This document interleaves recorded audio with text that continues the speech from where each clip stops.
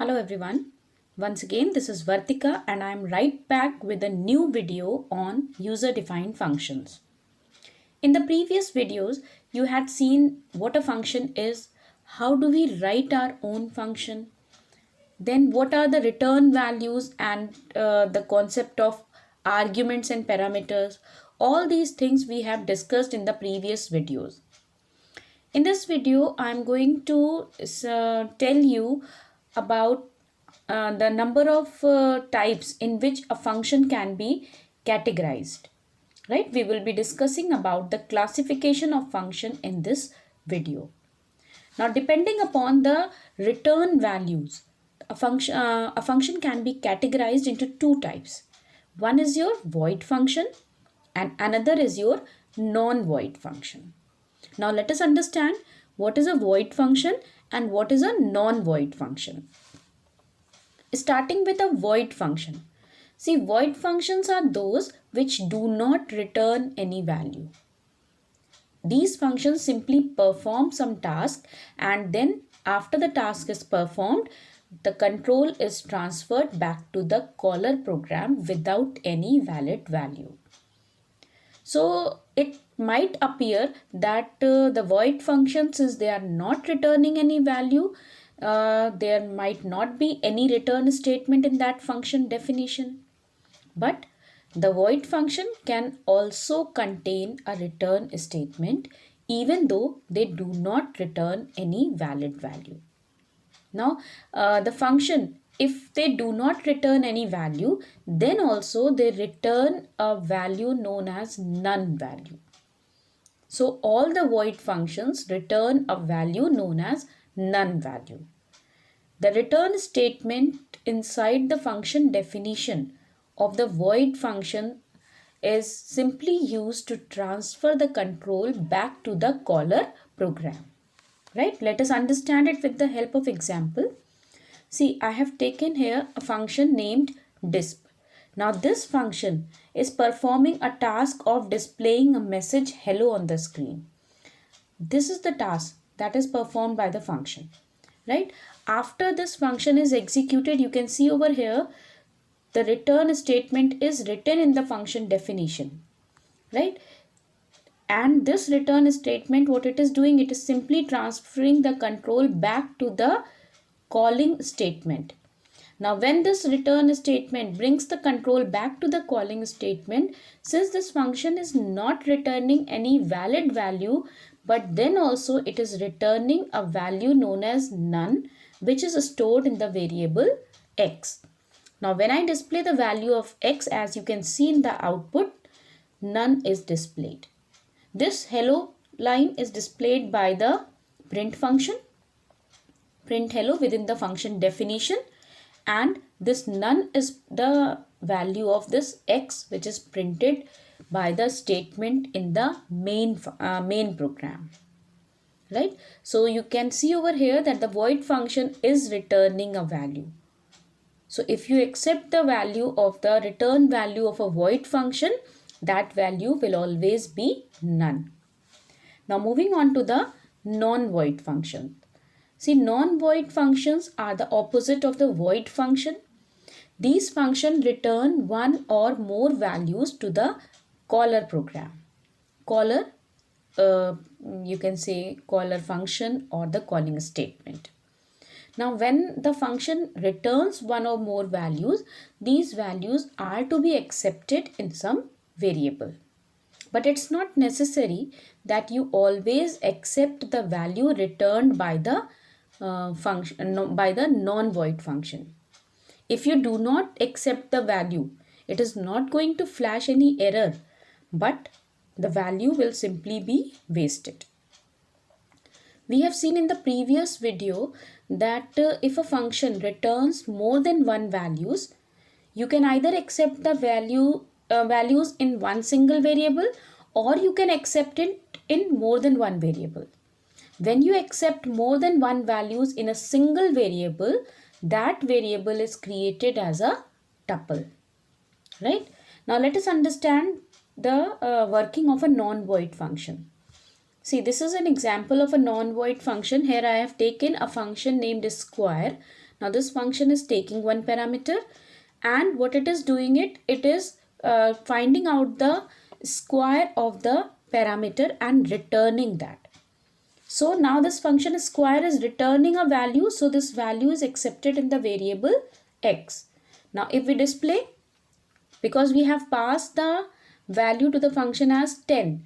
Now the square of 10 is 100. So it has returned 100, which is stored in the variable x, and that is displayed. Now let us talk about the variations of the function. Now what do we understand by variation of the function? What is this variation? Actually, variation simply means the different ways of writing the same function. We can write one single function in more than one ways depending upon the arguments and the return values. Depending upon the return values, we have already classified the functions into void and non-void category. Now we are going to classify the functions, or we can write a variation of the same function in you can say 4 forms, right?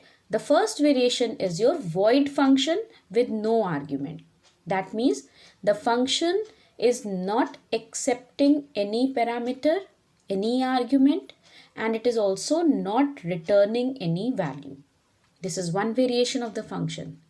Another variation is void function with arguments.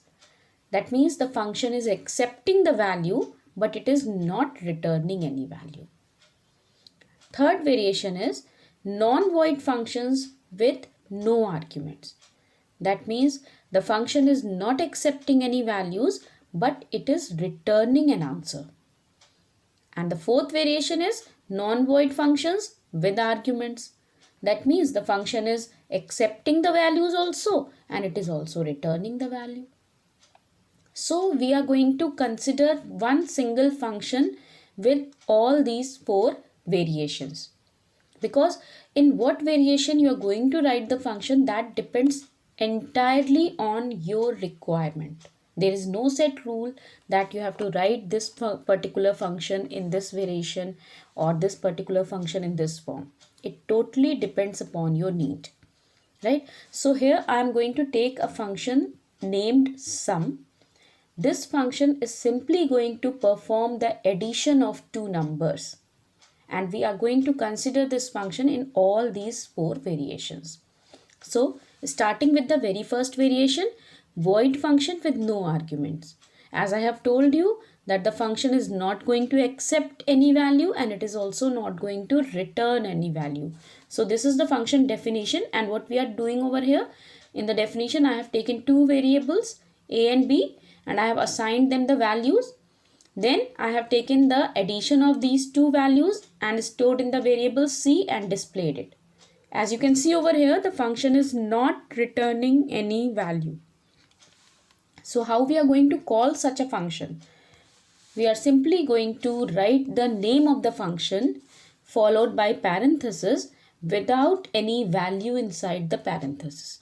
Because the function is not accepting values, so no value has to be mentioned within parenthesis. And at the same time, since the function is not returning any value, so we are not accepting its return value in any variable. That means we have not written any variable name over here, right? So this is the first variation. Moving on to the second one, void function with argument. Now the same function I am writing. This is the definition. Now as you can see over here, now the same function is accepting 2 parameters, a and b, right? It is accepting 2 values and taking out the sum and displaying it. It is not returning the answer. So when I write the calling statement of such a function, see, this is the calling statement. Sum, name of the function, and within parenthesis I have passed the arguments. 2 arguments are passed, x and y. Why 2 arguments? Because the function is accepting 2 parameters over here. And since the function is not returning any value, so no variable is mentioned over here. Okay. Moving on to the third one. Non-void function with no argument. Now again the same function. This is not accepting any argument, but it will return the answer. Till now the function was displaying the value of c. Now this function is returning the value of c. So when the function is returning the value of c, in the calling statement, what we are going to do is we are simply going to accept the return value inside the variable x. Right? So when the function returns any value, that has to be accepted in a variable in the calling statement. And since the function is not taking any parameter, so we have not passed any value when calling the function. Now the last variation, non-void functions with arguments. Now here the function is also accepting the argument and it is also returning the answer. So if the function definition has the function with parameters and with return value, so when we call such a function, as you can see over here, I have passed the parameters also, the arguments x and y to the function, and at the same time I am accepting the value, the return value in the variable z. Right? So the same function, you have noticed the same function sum is written in different variety.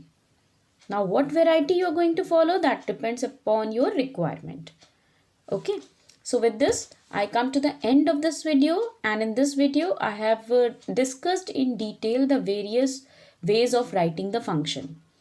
Right? I hope that this video must have made the concept of void and non-void functions clear to you. In my next video, I am going to discuss about the various types of arguments. What are the various types of argument and how do we write it? So do subscribe my channel so that whenever I upload my new video, you are intimidated. Thank you.